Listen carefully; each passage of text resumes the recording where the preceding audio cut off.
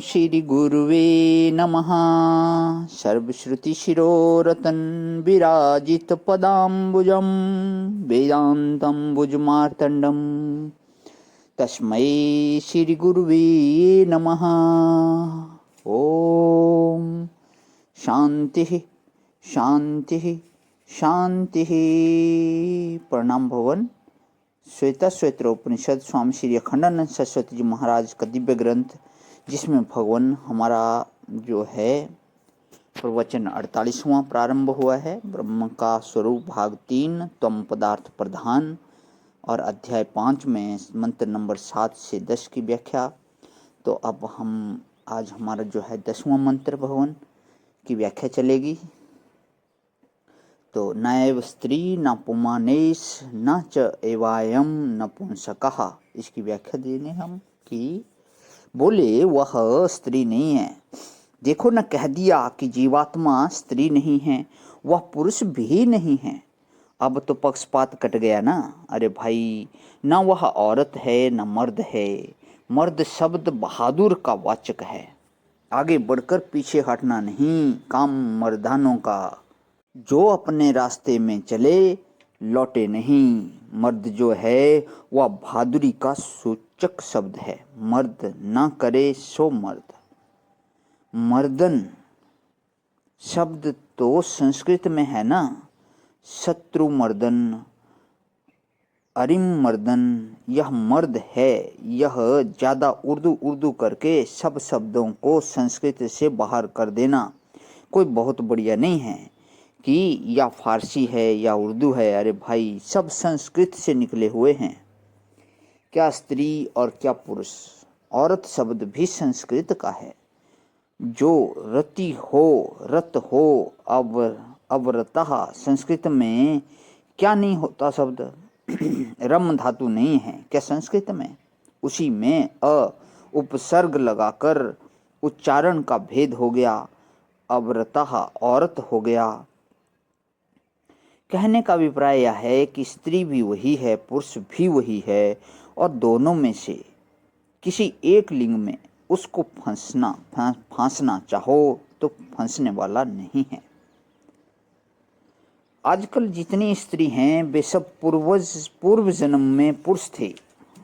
अपनी अपनी स्त्री से उन्होंने बड़ी आसक्ति की तो दूसरे जन्म में स्त्री हो गए। और आज जितने पुरुष हैं वे क्या हैं। सब पुरुष पूर्व जन्म में स्त्री थे। अपने पति से जिन्होंने आसक्ति की वे सब पुरुष हो गए।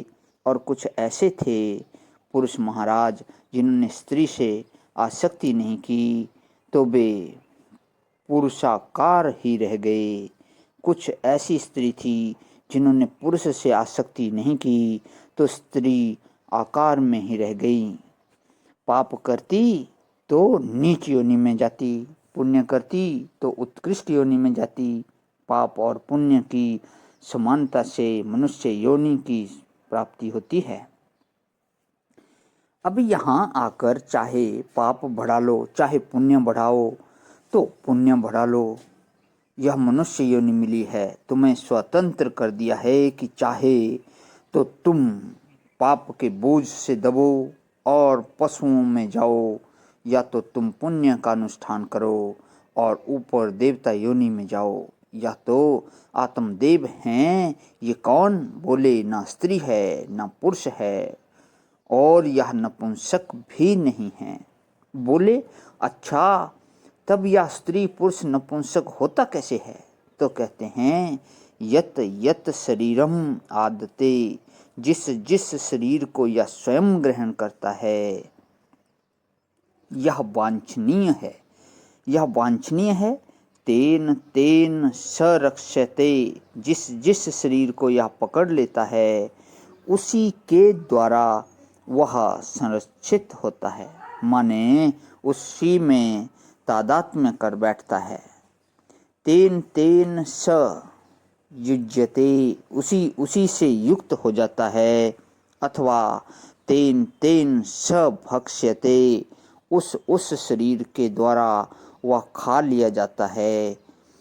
ये 3 पाठ इसके मिलते हैं। माने यह शरीर उसके ब्रह्मत्व को, उसके ईश्वरत्व को, उसके सच्चिदानंदत्व को भस्म कर देता है, माने खा जाता है।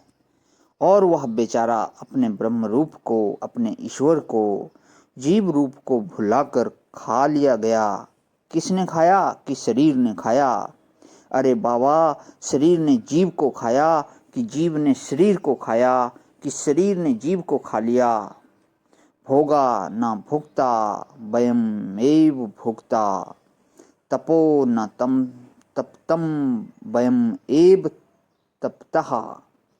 इस शरीर को मैंने और इस शरीर ने मेरापन करके मैंने अपना सत्यानाश कर लिया। अपने को नित्य शुद्ध बुद्ध मुक्त परमात्मा के साथ जोड़ दो। अब आगे का प्रसंग फिर। तो यहाँ पे हमारा 48वां प्रसंग विराम करता है भगवान।